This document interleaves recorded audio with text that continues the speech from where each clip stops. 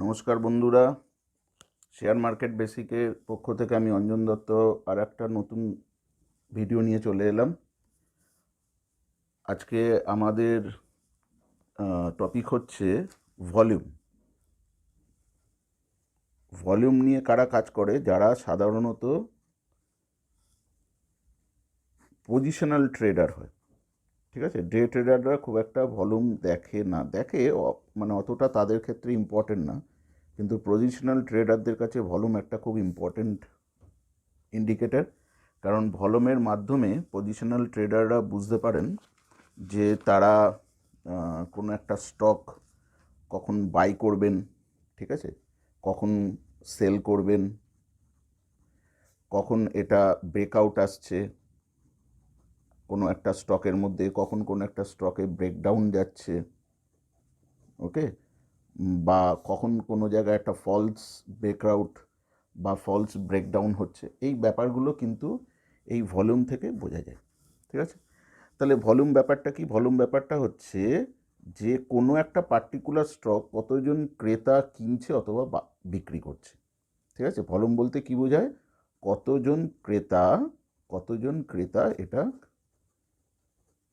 এটা কিনছে অথবা বিক্রি করছে। দুদিকেই কিন্তু এটা বোঝানো হয়, কিনছে বা বিক্রি করছে, এটা দুদিকেই বোঝানো হয়, ওকে। আচ্ছা, যখন কোনো একটা স্টক আপ ট্রেন্ডে রয়েছে, হ্যাঁ, তখন যদি তার ভলিউম বাড়তে থাকে, তার মানে আমাকে বুঝতে হবে যে ক্রেতারা এই স্টকে পজিশন নিচ্ছে, মানে বাই করছে।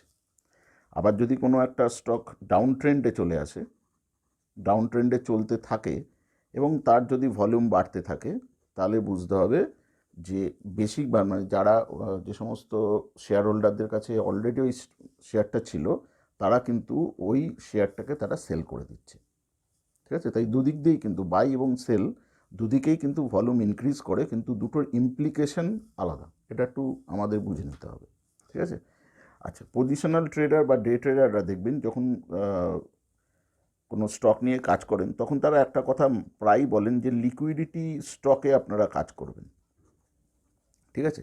এবার এই যে লিকুইডিটি, এটা কোথা থেকে বোঝা যায়? এই লিকুইডিটিটাও কিন্তু এই ভলিউম থেকে বোঝা যায়, ওকে। এবার এই ভলিউম থেকে আমরা কীভাবে লিকুইডিটি ব্যাপারটা আসতে পারি? দেখুন, আমরা একটা চট করে একটা এক্সাম্পলের মাধ্যমে ব্যাপারটা বোঝার চেষ্টা করি। যে ধরুন, একটা এক্সাম্পলের মাধ্যমে জিনিসটাকে আমরা যদি বোঝার চেষ্টা করি, ধরুন একটা শেয়ার আপনি কিনতে চাইছেন 100 টাকায়, কিন্তু এটা সেলার বিক্রি করতে চাইছে 101 টাকায়। তার মানে আপনি কিনতে চাইছেন 100 টাকায়, কিন্তু বিক্রি করতে হচ্ছে 101 টাকায়। যদি এই স্টকে ভলিউম কম থাকে, তাহলে এক্ষেত্রে এই যে আপনি কিনতে চাইছেন 100 টাকায় আর সেলাররা বিক্রি করতে চাইছে 101 টাকায়, এদের মধ্যে এই যে 1 টাকার ডিফারেন্স, ঠিক আছে, এই যে 1 টাকার ডিফারেন্স, যেটাকে আমরা 1% ডিফারেন্সও বলতে পারি, এই 1% ডিফারেন্সটাকে আমরা কিন্তু বলি হচ্ছে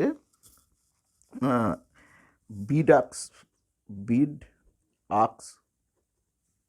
স্প্রেড, ঠিক আছে। এই 1% যে ডিফারেন্স, এই ডিফারেন্সটাকে আমরা কি বলি? বিড আক্স স্প্রেড। এই বিড আক্স স্প্রেড যত থাকবে, তার মানে আপনাকে যদি এই শেয়ারটা কিনতেই হয়, আপনাকে কিন্তু 101 টাকায় কিনতে হবে, 100 টাকায় আপনি কিনতে পারবেন না। তার মানে কেনার সময় ডাইরেক্ট আপনার 1% কী হলো? লস হয়ে গেল। এই যে লসটা হচ্ছে, এই লসটাকে আমরা কি বলি? Slippage cost. স্লিপেজ কস্ট, ঠিক আছে। এই স্লিপেজ কস্ট কিন্তু বেড়ে যাবে যদি কোনো শেয়ারে ভলিউম কম থাকে, ওকে। আর যত কোনো শেয়ারে ভলিউম বেশি থাকবে, তত সেই শেয়ারের স্লিপেজ কস্ট কী হবে? কম হয়ে যাবে। স্লিপেজ কস্ট কী হবে? কম হবে। এবং যেহেতু এখানে স্লিপেজ কস্ট কমছে, তার জন্যে আমরা বলি এই শেয়ারের লিকুইডিটি বেশি, ঠিক আছে। এর জন্যই আমরা বলি কি এই শেয়ারের লিকুইডিটি বেশি। আচ্ছা, তাহলে ভলিউমের সাহায্যে দেখুন আমরা তাহলে কী কী বুঝতে পারলাম? ভলিউমের সাহায্যে কোনো শেয়ার যদি আপ ট্রেন্ড থাকে, তাহলে আমরা বুঝতে পারবো সেটাতে বাই হচ্ছে। ভলিউমের সাহায্যে কোনো শেয়ার যদি ডাউন ট্রেন্ডে থাকে, আমরা বুঝবো সেই শেয়ারটাতে সেল চলছে। ভলিউমের সাহায্যে আমরা বুঝতে পারবো সেই শেয়ারের লিকুইডিটি কতটা বা সেই শেয়ারের স্লিপেজ কস্ট বেশি হচ্ছে না কম হচ্ছে, ঠিক আছে, অর্থাৎ সেই শেয়ারের বিড-আস্ক স্প্রেডটা বেশি না কম হচ্ছে। এই ব্যাপারগুলো কিন্তু আমরা সমস্ত ভলিউমের সাহায্যে বুঝতে পারি।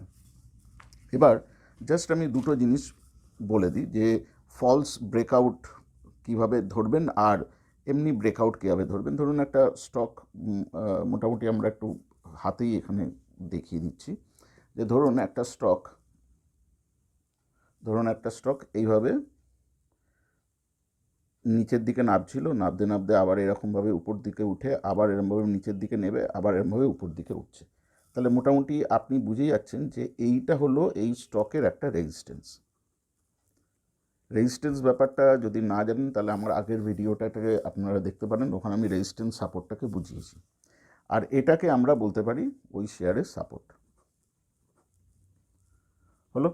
এইবার যদি কোনো সময় কোনো একটা ক্যান্ডেল দেখবেন এই যে শেয়ারটা কী করছে, এখান থেকে দেখুন এই রেজিস্ট্যান্সটাকে ব্রেক করে উপরে যাচ্ছে।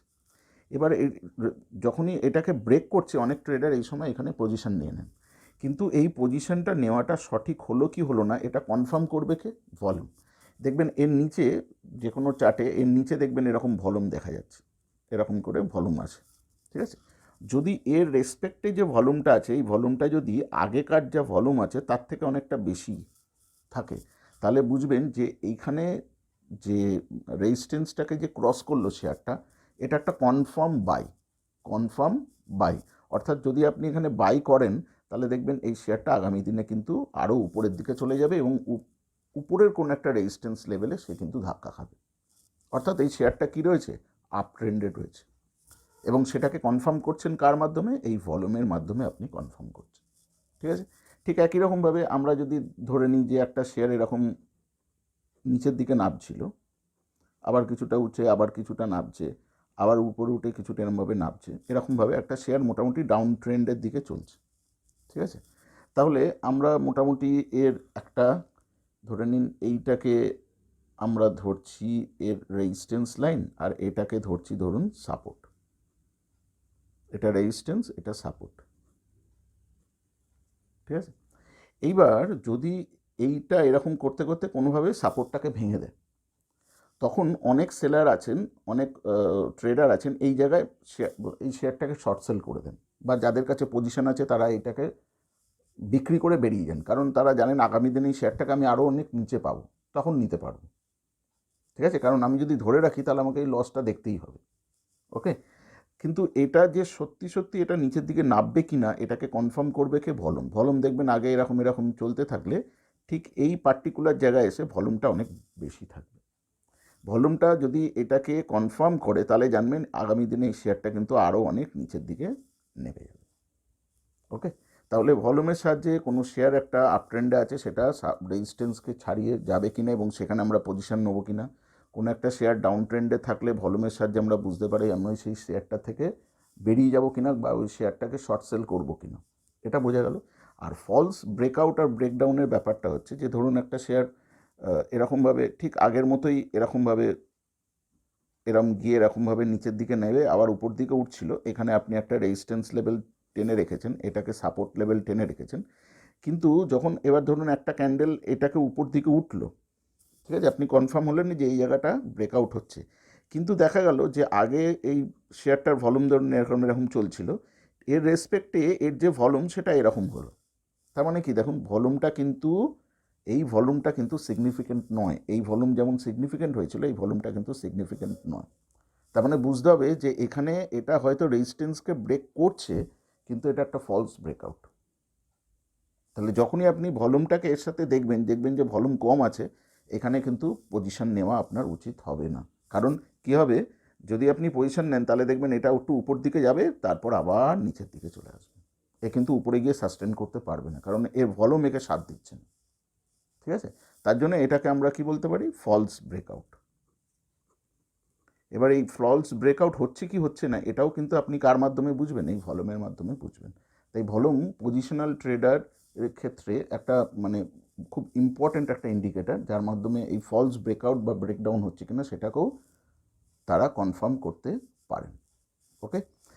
আচ্ছা, এবার আমরা নেক্সট যেটা চলে আসি সেটা হচ্ছে যে আগের দিনের আমরা যা স্টক রেকমেন্ডেশন দিয়েছিলাম সেটাকে আমরা একটু অ্যানালিসিস করে নিই। আগের দিনের স্টক রেকমেন্ডেশন ছিল আমাদের, স্টক রেকমেন্ডেশন যদি আগের দিনের ভিডিও আপনারা দেখেন তো সেখানে দেখবেন আমরা রেকমেন্ডেশনের যেটা সব থেকে ভালো আপনারা অনেকেই আমাকে লিখেওছেন সেটা হচ্ছে ব্যাংক নিফটি। ব্যাংক নিফটি আমরা বলেছিলাম যে যদি এটা 46,200-র ওপর ক্রস করে তাহলে 46,500 থেকে 46,900 অবধি যেতে পারে। সপ্তাহের প্রথম দুদিনের মধ্যেই এটা 46,900-কে ক্রস করে বেড়ে গেছে এবং সেক্ষেত্রে আমরা বলেছিলাম যে 46,800-র একটা কল কিনে দেখতে পারেন। যদি কেউ কিনে থাকেন তাহলে কিন্তু সে দুদিনের মধ্যেই ওভার 30%-এর বেশি প্রফিট বুক করতে পেরেছেন। ঠিক আছে, এবং এই সপ্তাহে এই ব্যাংক নিফটি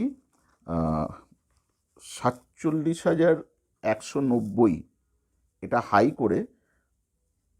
হাই করে বর্তমানে ফ্রাইডেতে এটা ক্লোজ দিয়েছে কত, 47,405। ঠিক আছে, না 46,000, সরি 46,842, সরি এটা একটু ভুল হয়ে যাচ্ছে, 46,842-এ সেটা ক্লোজ দিয়েছে। ঠিক আছে, সুতরাং আমি যে দুটো টার্গেট দিয়েছিলাম সেই দুটো টার্গেট কিন্তু সপ্তাহের প্রথম দিনেই অ্যাচিভ হয়ে গেছিল। ওকে, আচ্ছা, এবার নেক্সট আমি বলেছিলাম যে রিলায়েন্সের ক্ষেত্রে আমরা দেখেছিলাম যে গত সপ্তাহে মানে 19 তারিখের আগে এটা ক্লোজ দিয়েছিল 2919-এ, আর এই উইকে এটা ক্লোজ হয়েছে, এই উইকে মানে এই গত শুক্রবার এটা ক্লোজ হয়েছে 2987 টাকা।